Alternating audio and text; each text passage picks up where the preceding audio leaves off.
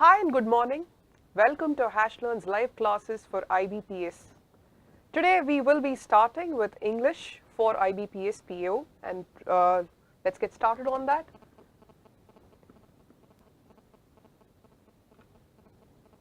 So you've already had an introduction on IBPS. You know that it is your entry into nationalized banks.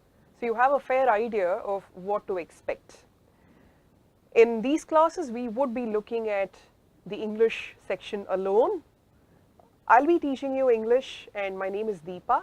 Hi all, welcome to my classes. And so what would we be seeing in the first class? Number one, we would be looking at pattern and syllabus. What would you be seeing in your IBPS English section? So this is an attempt at familiarizing you first. We'll get to optimization and perfection as and when we progress. Then we look at cutoffs, a very important part of how you write your exams, how you strategize and go about with writing your examination. Then a basic outline, and then of course the most important part on how to go about reading books, improving your vocabulary and being comfortable with the English section of IBPS. Why is language important? Any business that you run, any form of business, you need a language to put forth your ideas. So unless you have a basic grasp of language, it's impossible to put forth your ideas, run a business, do anything at all. So it is of utmost importance that you have a basic understanding of language. This is the medium that you use to interact with others personally or professionally. So that is why most of the competitive exams, like with IBPS, they insist on having a section dedicated to English language because English is our lingua franca. So here is a fun fact. What is lingua franca? Lingua franca is language of running a business. So why is look into the specific case now? You have 30 out of your 100 questions in the prelims. So that's a little less than 1/3 of your questions. So that's quite significant. 40 out of your 155 questions in your mains exams are again from the English section. The English section, if you put in some effort, if you make sure that you familiarize yourself with the concepts, with the types of questions, and if you have some practice, it becomes very simple. So this is actually a scoring section. Make sure you understand what to expect. That is half the journey of your English reasoning. Then with math, with reasoning and with any other test section, remember that you need to calculate, you need to reason. You'll have to devote a lot of time to think about the question, the options and the calculation part. With English, it's a lot less time consuming. So remember that you are at an advantage if you are well prepared for your English class, for your English section. Then, like with most other competitive examinations, the IBPS has sectional cutoffs. What's a sectional cutoff? You have a total cutoff. Yes, your entire examination has a cutoff. Those who go past that cutoff are the ones who are shortlisted for interviews. But there is also the idea of a sectional cutoff.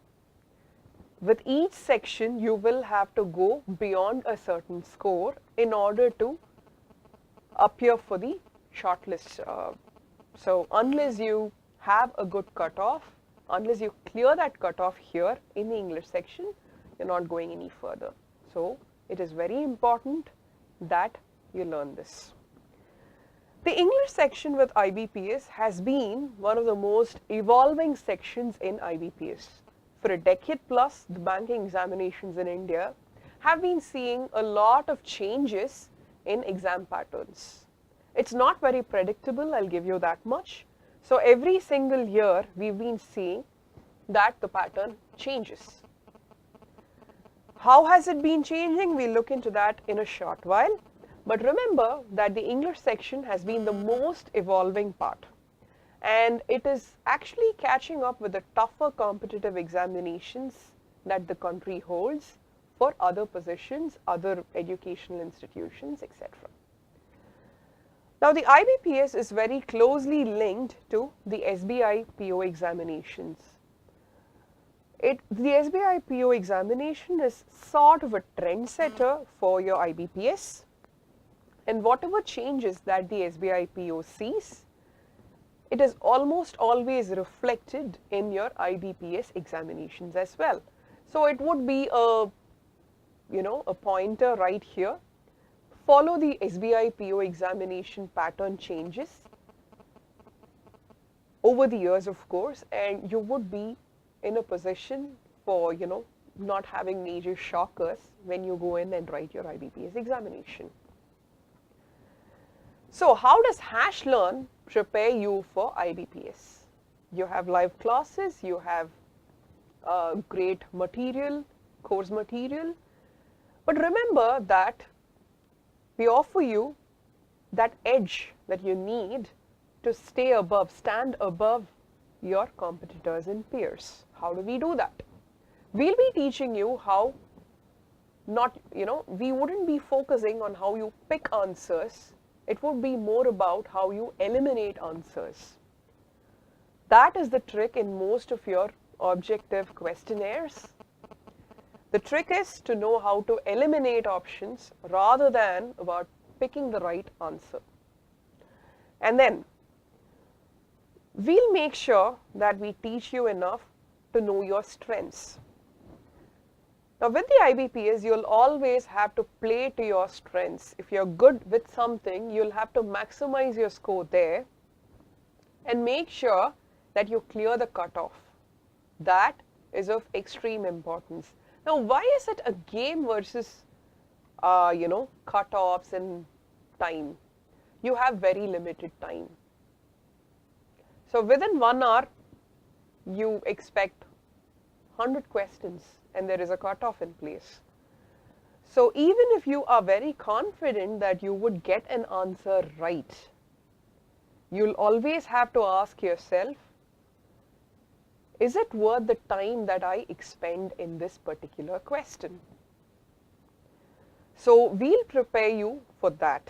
That's very important because remember, it's not just about getting your question and answer right, it's about getting it right in the stipulated time. Then we'll make sure that you practice enough. We'll teach you shortcuts, of course. Shortcuts aren't really the turf for math alone. For English as well, there are several shortcuts that you can master and figure out that it's a lot easier to do competitive exam questions with these shortcuts in place. So your practice and shortcuts go hand in hand. Make sure you have enough practice where you actually employ these shortcuts, and then you're in a great position to encounter any kind of question. Then we discuss previous year papers. Any competitive exam that you are gearing up for, it makes great sense to look at previous year papers. Now also remember that what you expect in your IBPS, when you go in to write your actual examination, remember that it's not going to be a reflection of previous year papers. You could have some shocks there as well. Now it is our job to make sure that the surprises, the nasty shocks are eliminated or at least mitigated to a certain extent. So this is your basic process to gear up for the course.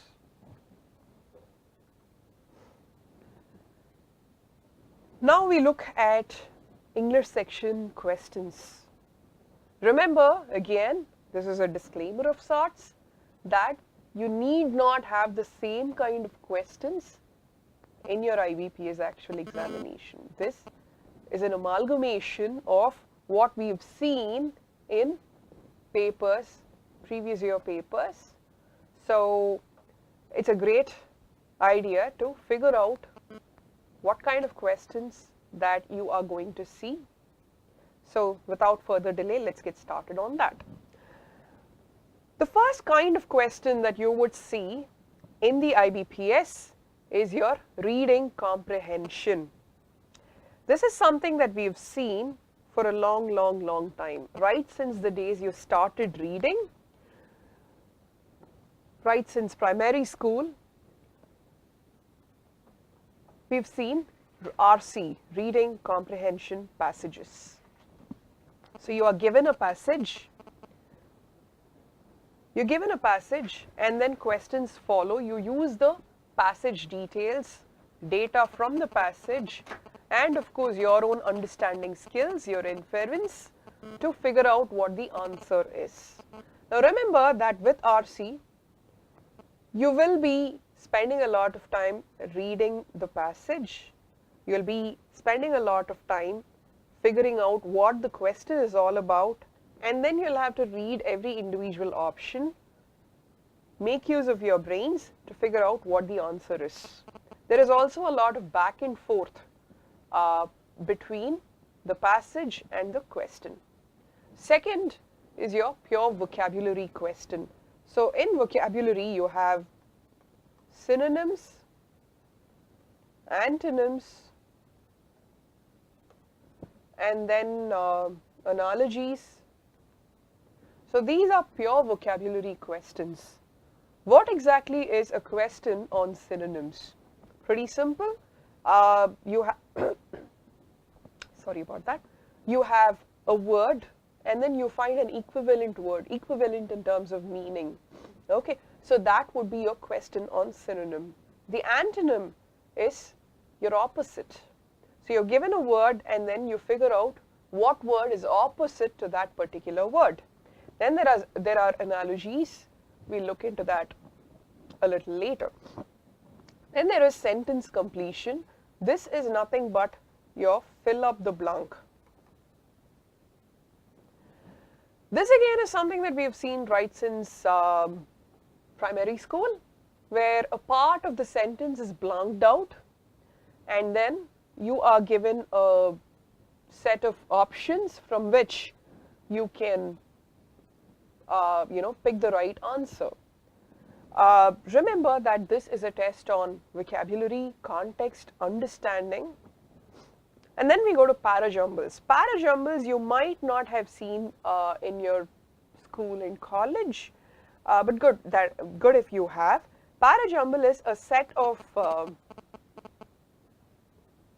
statements that have to be put together in a certain format, in a certain order, so that all of it put together makes a meaningful paragraph.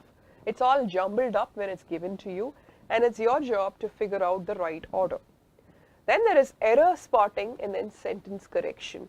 This is a test on grammar. If there is an error in a given sentence, you figure out what the error is. That is your error spotting. And then sentence correction goes one step further, where you correct the error. Then the newest type of questions that you see in your English section of IBPS is your hybrid questions. As the name suggests, the hybrid questions are questions that make use of any of these five. Okay, it's mixed. So you would have a vocabulary part in a parajumble, or you find an odd man out, then figure out the order in which the other sentences go in a parajumble question.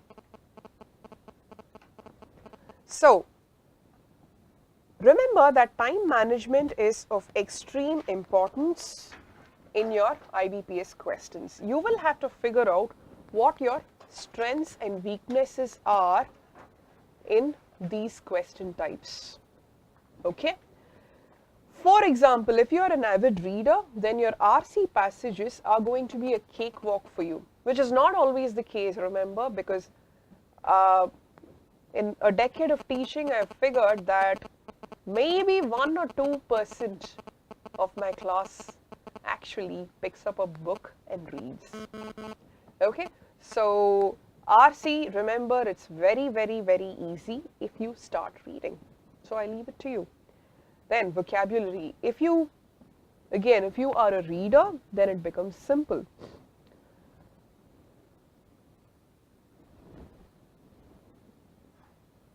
All right, so we move to IBPS PO Prelims 2015, and this was the pattern. You had 10 questions from one RC passage. You had 4 vocabulary questions from this one RC passage. Then there were inference questions, 2 in number. Then there was a specific detail question. We'll get to what these question types are. Then a question on true or false, 1 on author's view. That's the main idea of the passage. Okay, so roughly 10 from an RC passage. Then you had para-jumbles, sentence completion, error spotting, and a close passage. A close passage is one where parts of a paragraph are blanked out, and then you need to pick from a given set of options to figure out what goes where. Now remember, these blanks can be filled with words, individual words, or with phrases. So when it's phrases, it becomes a little tough. So this was about IBPO Prelims 2015. So, and then mains, you had again sentence completion, that's your fill up the blank, error spotting, test of grammar, word replacement. So here you're asked to find a replacement word from, of course, a set of given options, and you should make sure that the context, content, meaning wise do not change. Then of course you have an RC passage, phrase replacement, close passage. And then we go to 2016 prelims, RC again, 10 questions, para-jumbles, close passage, and error spotting. So you know that these question types keep repeating. So it is of utmost importance that you figure out where your strengths are with enough practice.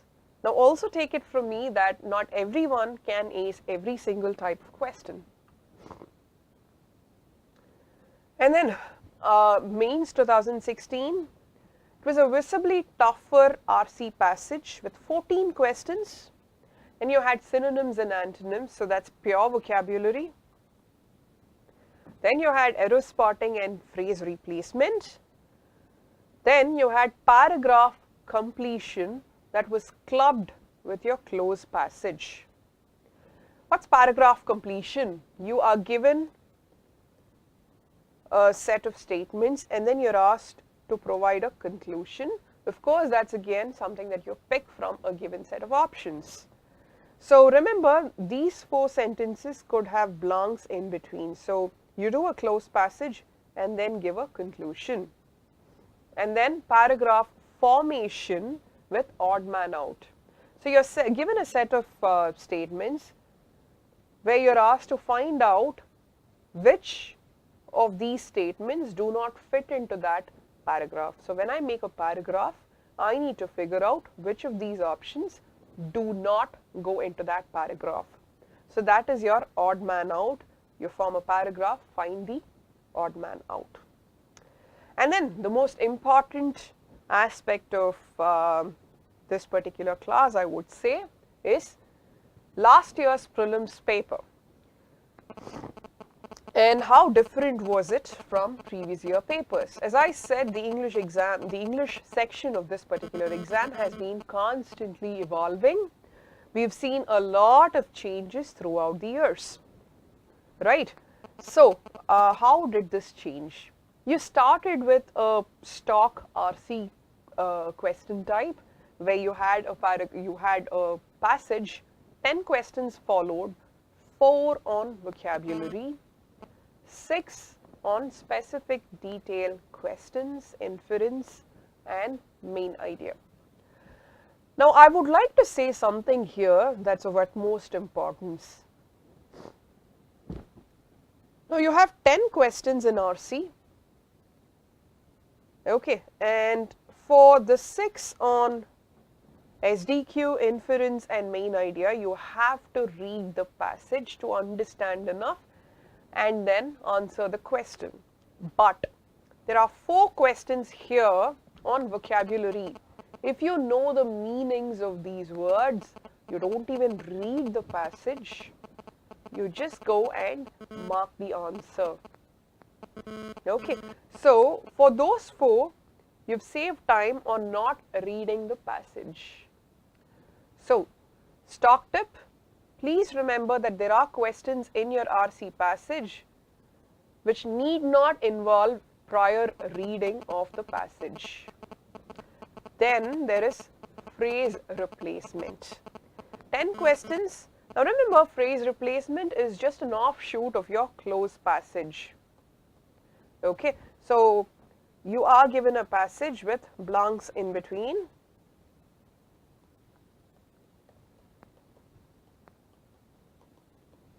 Okay, so these blanks will have a set of options, and these can be phrases or words, and you need to pick the right one, decide what goes here.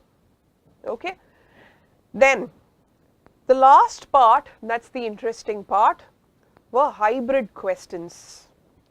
We'll look at hybrid questions in detail. So these hybrid questions in last year's prelims examinations were of this type. You are given a set of statements. You'll have to rearrange the sentences. So that is paragraph alignment, paragraph arrangement, and then make a coherent paragraph. Yes. Then you need to figure out what the odd one is. This is extremely time consuming. So you find the odd one, then rearrange the sentences, and then make a coherent paragraph out of this. So these are your hybrid questions. So what would you do if what would you do? You know, if I were in your place, I would make sure that, you know, I set aside these questions and do these only when I have time. Now remember, 30 questions, okay, and there is a sectional cutoff. Also remember here a very important factor. As of now, you do not have sectional time cutoff in IBPS. But last time that the SBI PO conducted their exams, they have introduced something called a sectional time cutoff, which means that you have a set number of minutes for each section. So there are 30 questions. Say you have 20 minutes. What would a smart exam taker do? Let's say I'm good with vocabulary and it takes very little time to actually figure out you know, word meanings. And you have 4 questions in RC that were pure vocabulary. This is taking into account last year's paper. Okay, so I make sure I ace these. For this, of course, I need to have a good grasp on vocabulary. Okay, so again, it doesn't take, just a second, yeah. So it doesn't take much time for this. You just look at the options, go ahead, mark the answer. and then I give a cursory read. I give a cursory read of the passage, and then I answer the 6 questions that follow your RC, the non-vocabulary questions. Okay. Then the phrase replacement questions, I take a call on the easy ones. Okay, so in the given time frame, I make sure I maximize the number of questions that I can take up. Now also remember that you need to pick questions where the probability of getting these questions right is very high. And this depends from person to person. We go back to practice. Practice as much as possible. Practice as much as possible to figure out where you are, where your strong points are, so that you can ace the test. So it is all about optimizing your time management. Okay, so then, as I said, the rearranging of sentences, finding the odd one out and all that is very time consuming. So this would take least precedence in the order of questions that I encounter in my exam. This is what I would like you to do. Figure out your strong areas, figure out your weak areas, focus on your strong areas. After all, the idea is to make sure these number of minutes count, you get the maximum number of right questions. Okay, so imagine this, you spend 2 minutes, 2 whole minutes, and you get the question wrong. What a waste of 2 minutes. I could have probably done 4 questions in vocabulary in those 2 minutes, and the probability of getting them right would have been high. So it is all about efficient time management. So we come to contest time. We have a contest question for you. You can figure out the answer here and let us know.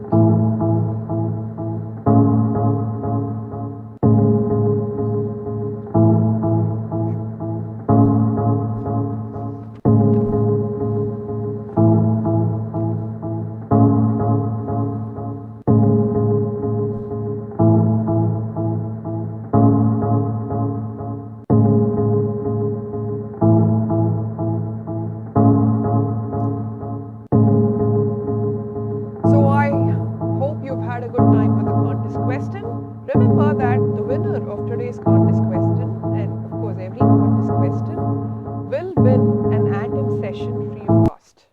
An atom session is something that helps you get in touch with experts who can solve your doubts then and there.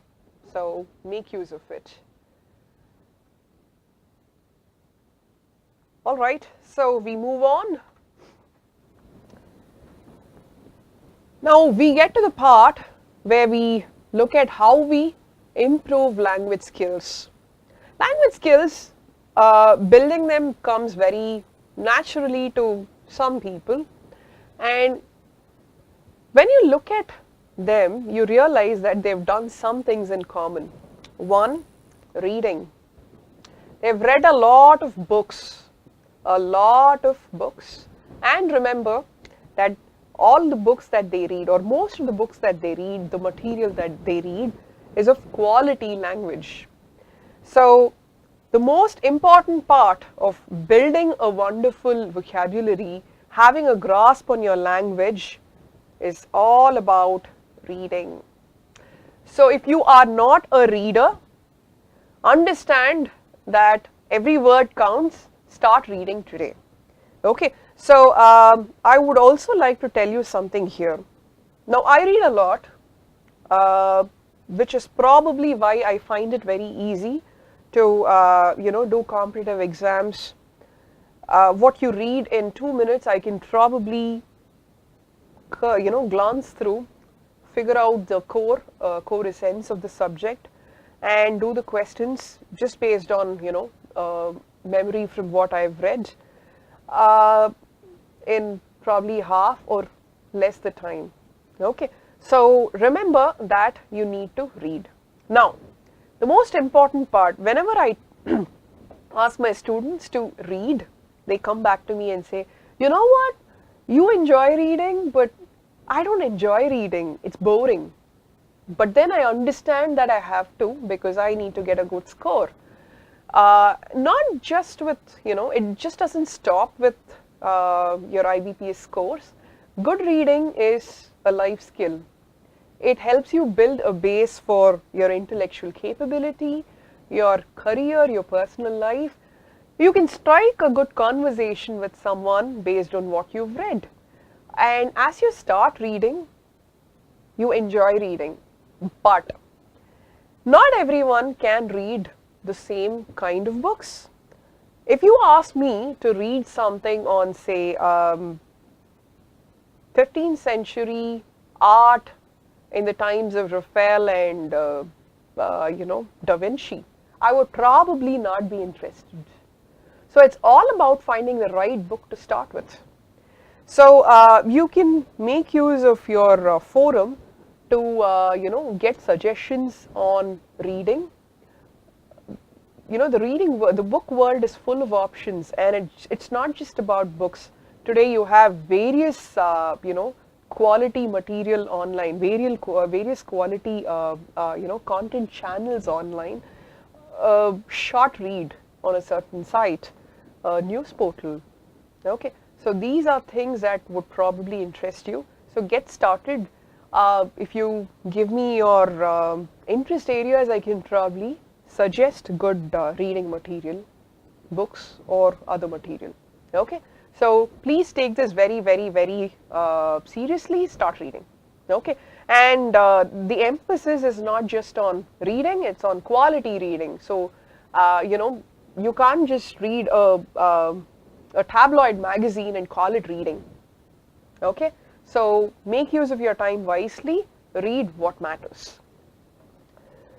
So earlier, maybe 20 years back, the internet was yet to reach its full potential, and reading was actually restricted to library books. But now it's not the case. You have movies to learn the language from. You have podcasts. You have several other technology aids to help you improve your language. While reading happens to still be the most important part of building your language skills, you can make use of your phone applications and such tech aids to figure out what works best for you. After all, it is all about charting your path to a great IBPS score right here. So with IBPS, remember that your reading, I'm not saying this is what you should be reading all the time, but it would be of great help to you if you start reading on economy, banking, policy making, commerce, governance, etc.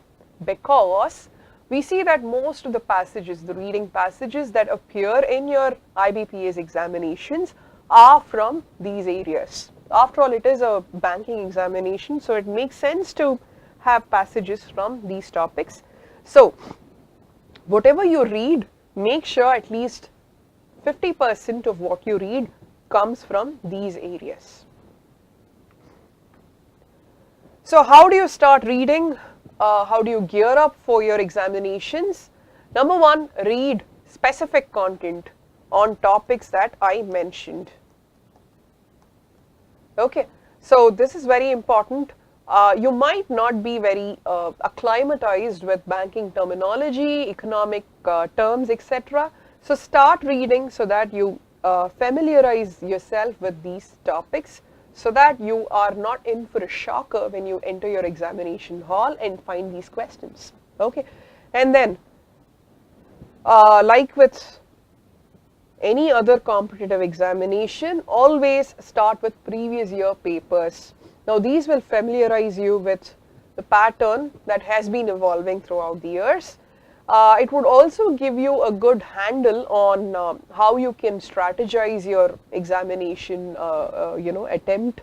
Remember that when given enough time, all of us would probably be able to figure out what the answer is to every single question.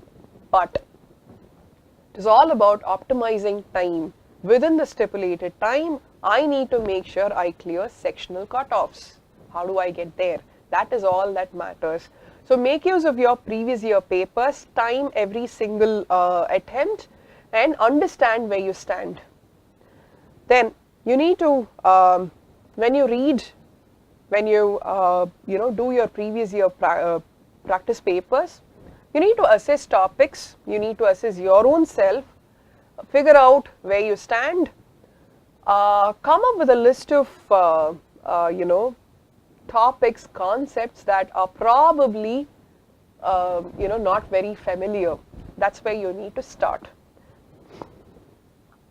Then there are people who say, no, if it's an RC question, I'm not touching it. That's not how, that's not how it works. For all that you know, the next paper might just be one single RC with 30 questions. Joking here, you never know. Okay, so expand your horizons. Even if it's an area that you generally do not, get into, make sure you familiarize yourself with those questions also.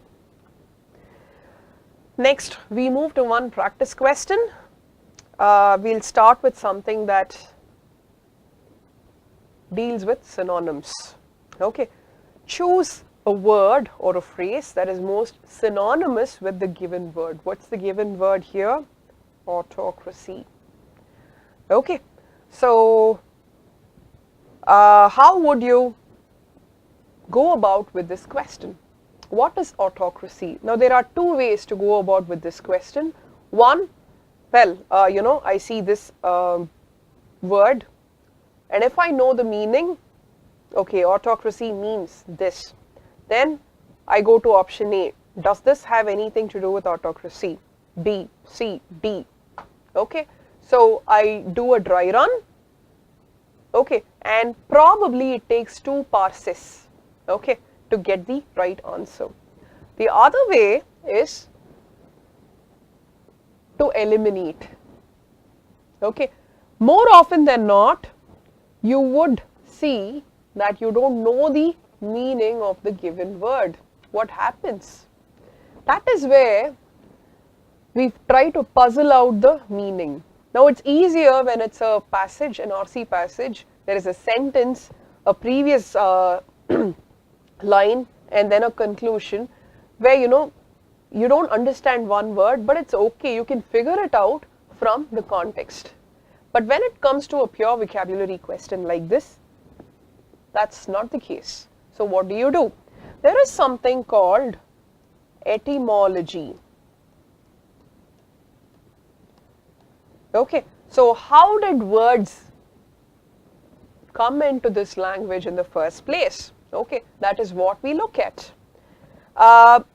Remember that the English language has been around for a really long time. It's evolved, it started somewhere, and then it's borrowed words from several languages. It lent quite a few words to other languages. So all this constant evolving has happened, and probably every single word has its own history of how it came to mean what it means today. Okay, now autocracy. Okay, so we look at certain word roots and try to figure out the meaning. Okay, now I can split autocracy into auto.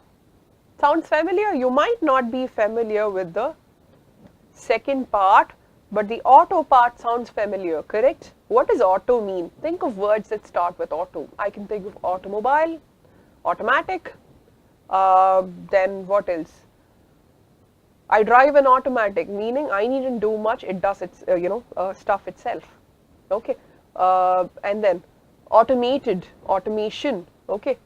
It does something all by itself, correct? So that's the root of auto. Auto means self. Okay. Now I look at the options. Now A is, it has something to do with self, and then I look at this pity. Then come to this. Krasi is the root word for rule. You might not know this, but let's work on building a vocabulary that would take you to this. Okay, so that has nothing to do with pity. Okay, so auto rule, self rule. What comes close to this in this set of options? Republic, not really. Democracy, democracy is not self-rule. It has something to do with governance and rule, but it's for the people, rule by the people, for the people, of the people. No. Then there is dictatorship. What is a dictatorship? One man who rules the entire nation. Auto rule, self rule, one person, oneself. So this is your answer. Okay. So quite a few have got this right. I'm quite happy. Vishaka, Aditya, then Krish. So good job there. Keep it up. You can also tell us if you knew the word already, or did you just figure it out this way? Okay. All right. So we are almost at the end of our session. We have one more practice question. I'll leave it to you. Bliss, quite a simple word here. Okay, we do this and then we wrap up. Okay, so bliss, what does that mean? I am waiting for you guys to, give your answers. There is apology, happiness, document, and harbor. Anyone?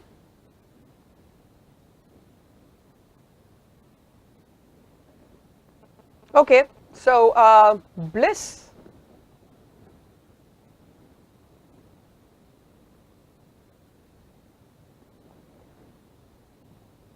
What does apology mean? You say sorry for something. What does document mean? A piece of, a material that is used for some purpose. Yes, Vishaka Arora got it right. It's happiness. Krish, good job. You've got this right. It is happiness. Bliss means happiness. Okay, so that is the synonym. Okay, and with this we wrap up our class for today. And thanks for watching it with us. Thanks for the class participation. I'm happy with this. Remember that you have class participation packages, your CPPs, and these are available for passport members. Okay, so your CPPs are a set of the most important 10 questions that would test you on what is taught in that particular day's class.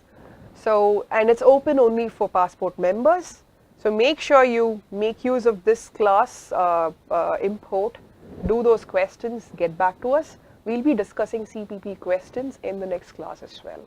Thank you very much. It was great talking to you guys. Bye.